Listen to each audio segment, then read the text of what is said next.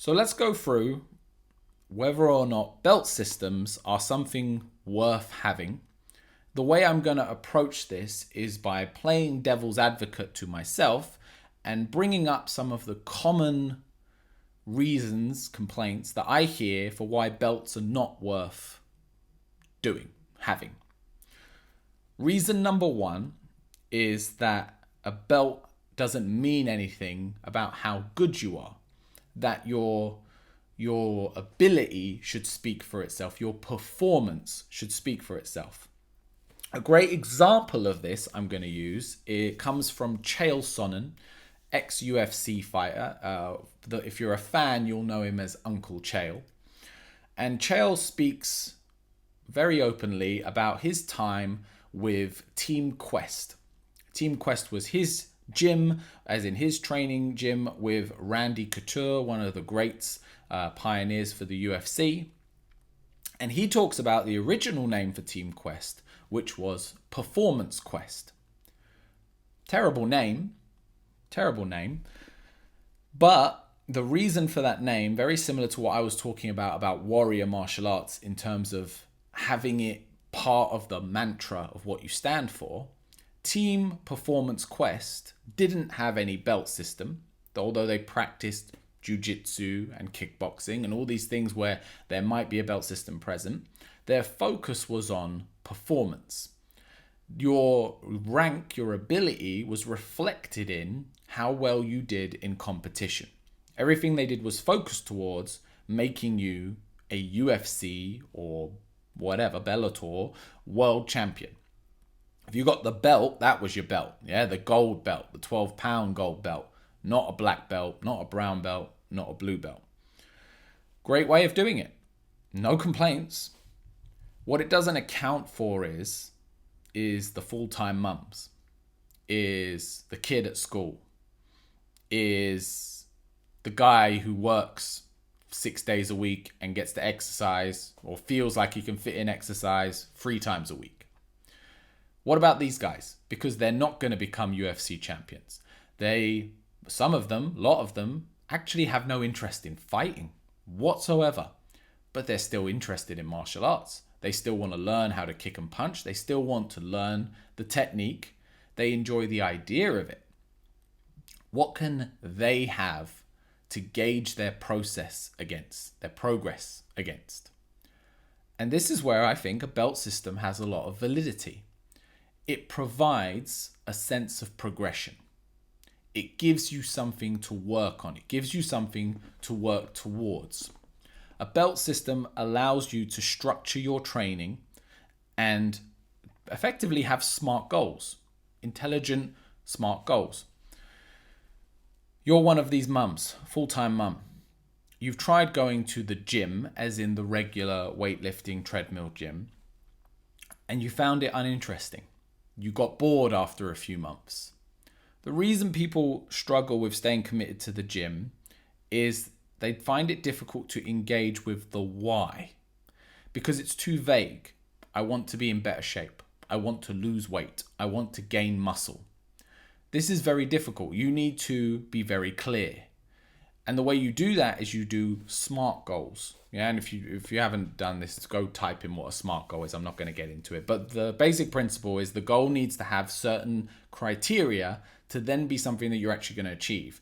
So instead of saying, I want to lose weight, you say, I want to lose 10 pounds of body fat in the next 6 months by training 5 days a week for 1 hour a day and following this diet.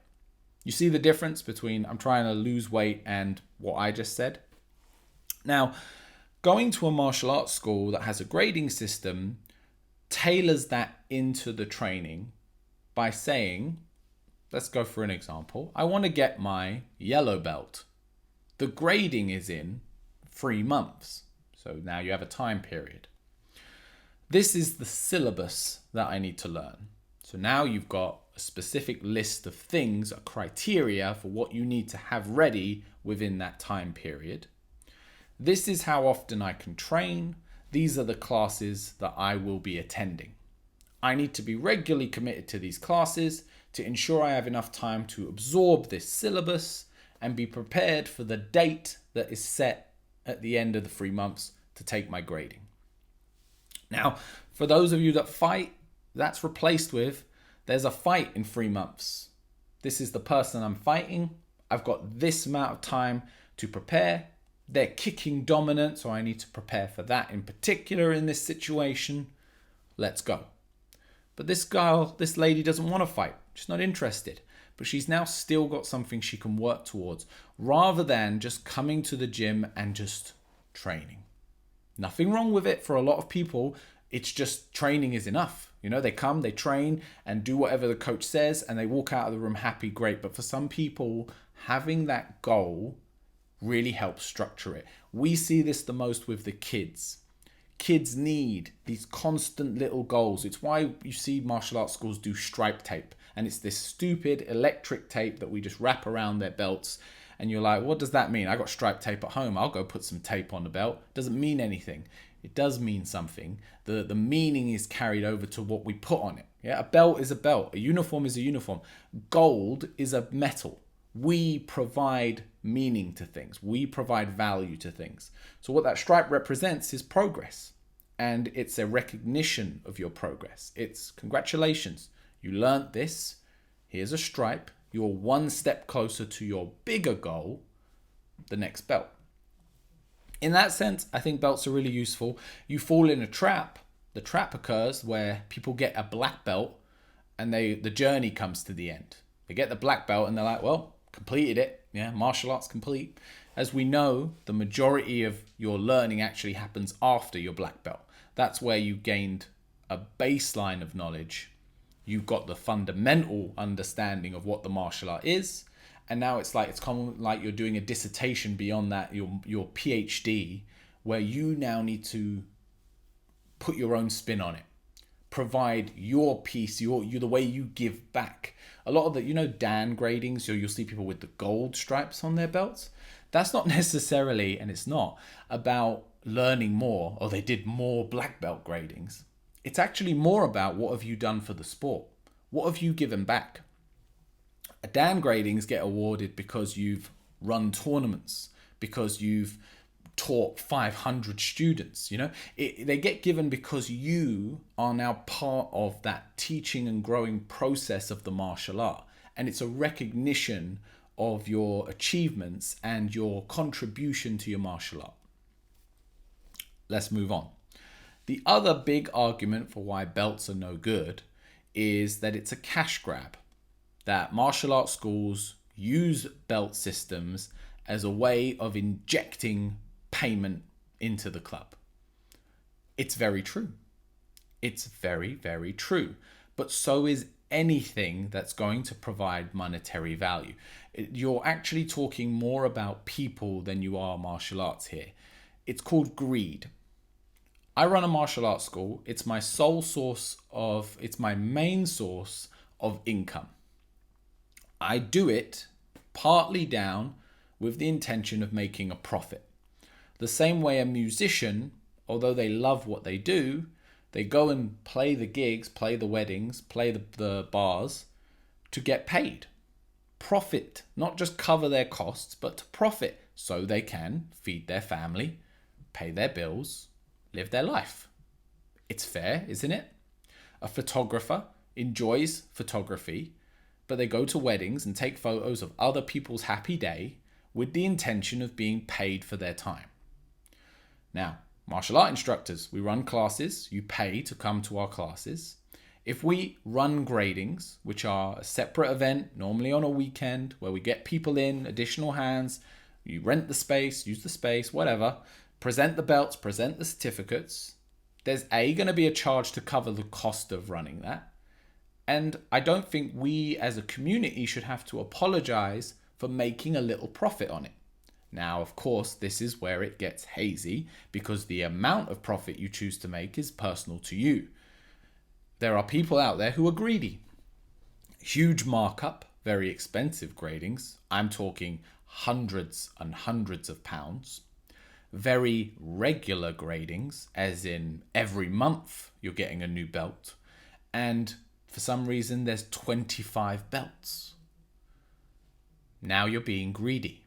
Now it's not about goals. It's not about standards. It's about how can we hemorrhage people for as much money as possible constantly, as well as their training fees. How can we get them basically monthly giving us something else? That's what it becomes about. But that's nothing to do with martial arts. It's someone taking advantage of a system that's in place, right? The belt system is there. It's a way of people to progress. It is a way for a club to make some additional profit. And I don't think that that's necessarily a bad thing, as long as it's done with a conscious effort to not take the piss, right? But it can be taken advantage of. It can be manipulated, as can anything else that you monetize. It's very easy to do. So I think that should come to you to educate yourself to a point where when it comes to searching for a martial arts school, and here's some advice to you, ask about these things. Ask about the grading system.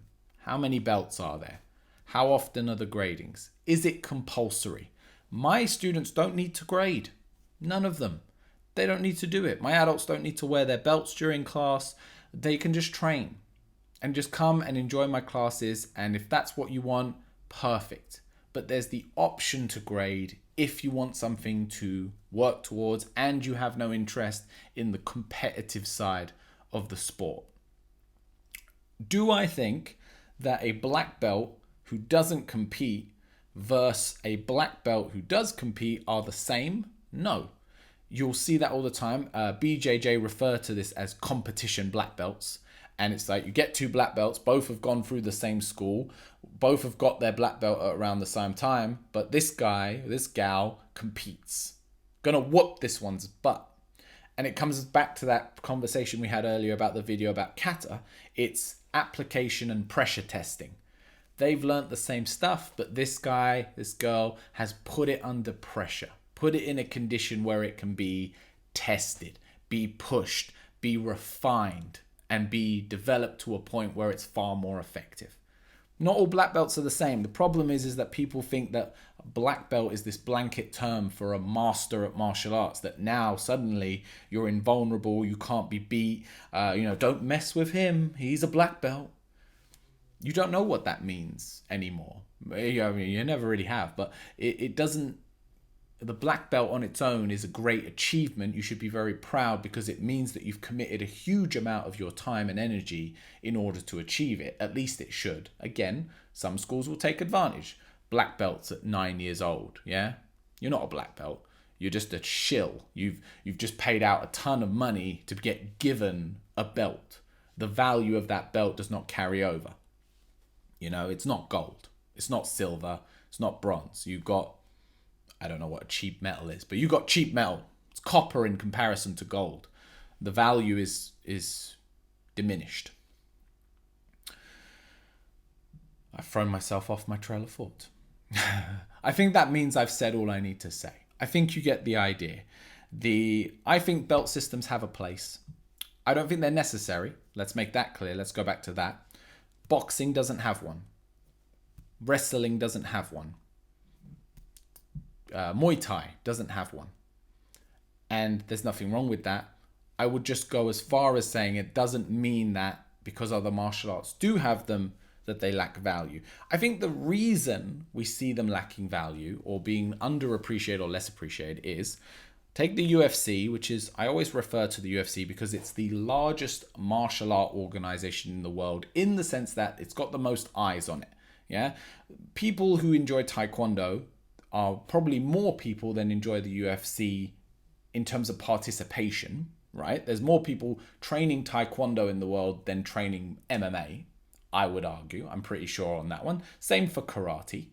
But in terms of the general worldwide audience, who do you know who doesn't train martial arts, who watches Taekwondo tournaments or karate tournaments or jiu-jitsu tournaments? They don't.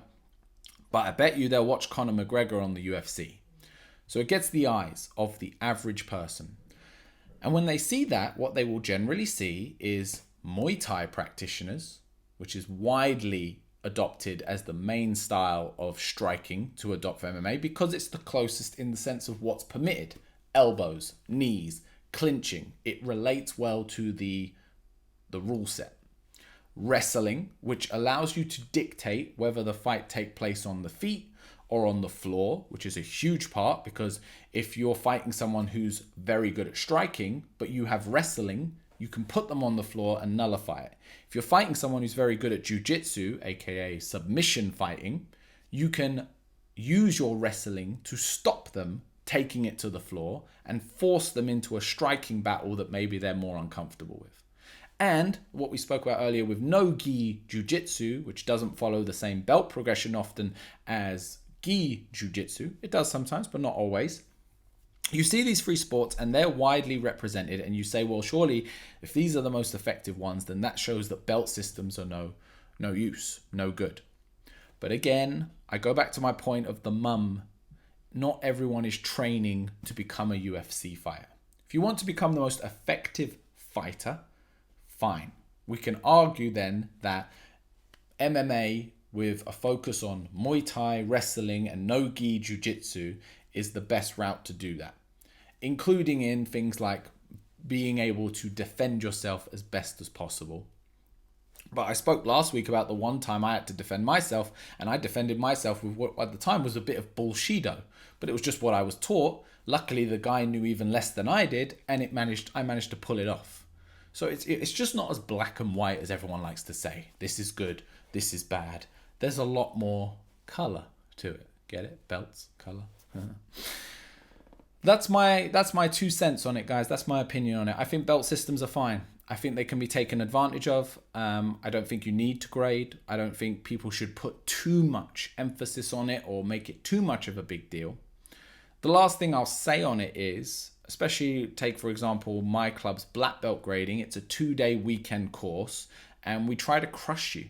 You know, we not as in just like beat on you and give you a concussion, but we work you. We make you do untold amounts of fitness, pad work, bag work, drilling, so that at the end of the 2 days, when we finally tell you you're done, there's a huge sense of elation and achievement because you've come through a challenge. The same way fighters, when they come through a tough fight and get the win, you see them, they raise their hands in the air, they're overcome with happiness to the point of crying. I've seen those same emotions from full-time mums who have made the time to work towards and achieve their black belt in a given martial art. And I think that that's a beautiful thing. I think that's a wonderful thing. The one thing I make clear to this mum, and she'll always know it, is she's not going to go win in the UFC now. She can't jump in there with Amanda Nunes and whoop her butt because she's not specifically trained for that. But she's achieved something. She's learned something. She does have a fundamental understanding or good understanding of how to punch, how to kick, how to block, how to move. And all of that is going to vary from school to school depending on the quality of your tuition, which I can't comment on. We try our best, as I'm sure everyone else does. You know what you know. If you're curious like me, you're always trying to extend your knowledge, and I hope that most martial arts schools and clubs and instructors are always trying to develop. That's as far as I'll go on it.